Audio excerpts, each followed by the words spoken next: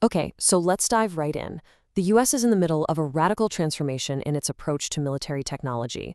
We're going to break down how the Department of War is shifting from what it calls a peacetime mindset to a full-blown wartime footing, all in the race for AI dominance. And this powerful statement from Secretary of War Pete Hegseth, delivered at SpaceX's Starbase, really says it all.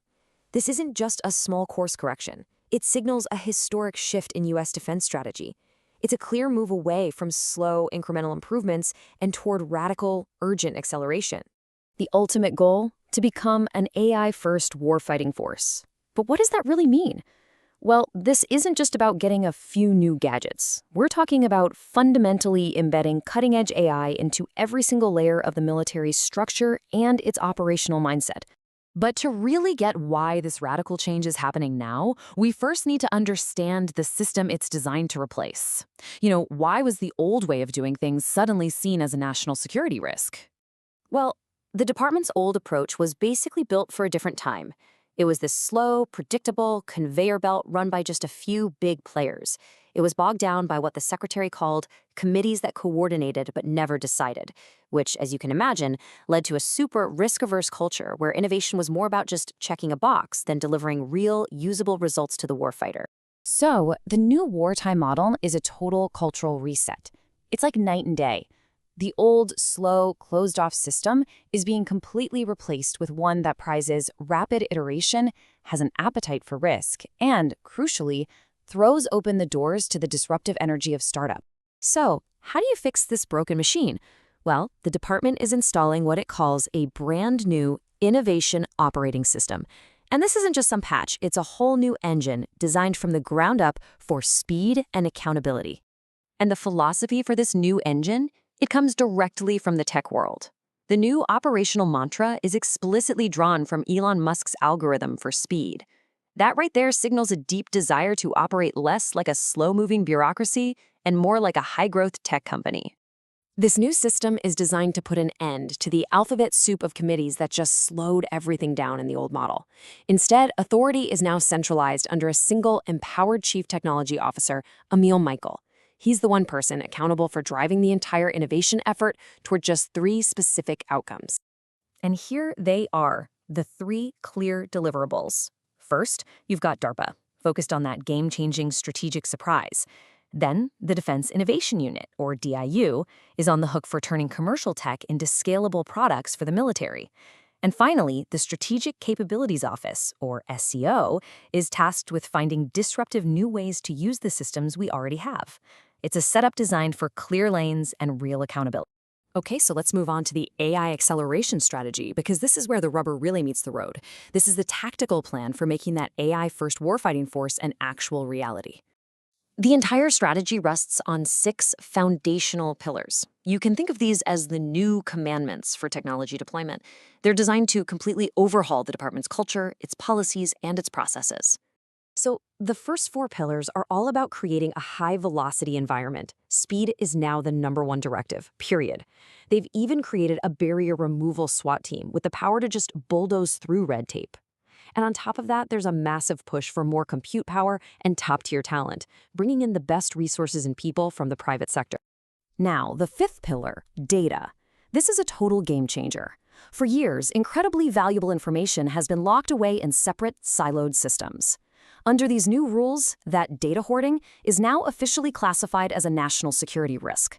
So new data decrees are being enforced to finally unlock what's being called the military's asymmetric data advantage.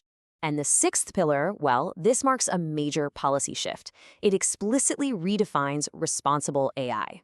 The new policy rejects concepts that were focused on things like equity and social justice. Instead, it defines it very simply as AI that is objectively truthful, mission relevant, and operates securely within the law.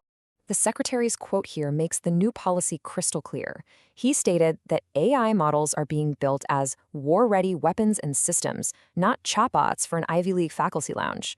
The one and only criteria for an AI model now is its factual accuracy and its direct relevance to the mission. So this new strategy isn't just a bunch of talk. It's being put into practice right now. The GenAI.mil initiative is the department's new platform for deploying these frontier AI models from major commercial partners directly to the force. First up is Google's Gemini, with xAI's Grok slated to follow. And the scale of this deployment is just absolutely immense. I mean, this isn't some tiny pilot program. Google's Gemini app has already been rolled out to approximately 3 million users across the War Department. That's a massive first step in getting these tools out to the tactical edge. Now, this military-specific transformation, it doesn't exist in a vacuum. It's actually supported by a much broader national-level scientific initiative, one that provides the foundational bedrock for all these advancements in AI and computing. It's called the Genesis mission, and it's being described as having an ambition comparable to the Manhattan Project. This initiative, led by the Department of Energy, aims to build a closed-loop AI experimentation platform. In simpler terms, this means creating a system where AI can rapidly test ideas using America's supercomputers and decades of federal scientific data, creating a fast track for discovery across the entire government. And it's focused on securing U.S. leadership in these 6 critical dual-use technology areas. We're talking about things that are essential for both economic strength and national security. So any breakthroughs here in semiconductors or advanced materials, for example, directly fuel the military's AI acceleration strategy by driving that underlying science forward. So, after looking at all these massive shifts in policy, structure, and technology, what's the bottom line? Why does any of this matter beyond the walls of the Pentagon? It really comes down to creating a single, unified system that is laser-focused on one purpose: delivering overwhelming technological advantages to the warfighter. And critically, doing it right now, not a decade from now. It's a fundamental rewiring of the entire defense enterprise, all for the sake of speed. The core takeaway here is the recognition that the nature of warfare itself has changed. Victory in the 21st century, as the secretary put it, won't necessarily go to the side with the biggest force, but to the one that can innovate and adapt the fastest. This entire transformation is a bet on that one single idea. And all of this leaves us with a final provocative question. This is a monumental undertaking, an attempt to inject startup DNA into one of the world's largest bureaucracies. So, can this massive transformation actually succeed? Can a traditionally slow-moving government institution truly learn to accelerate like hell?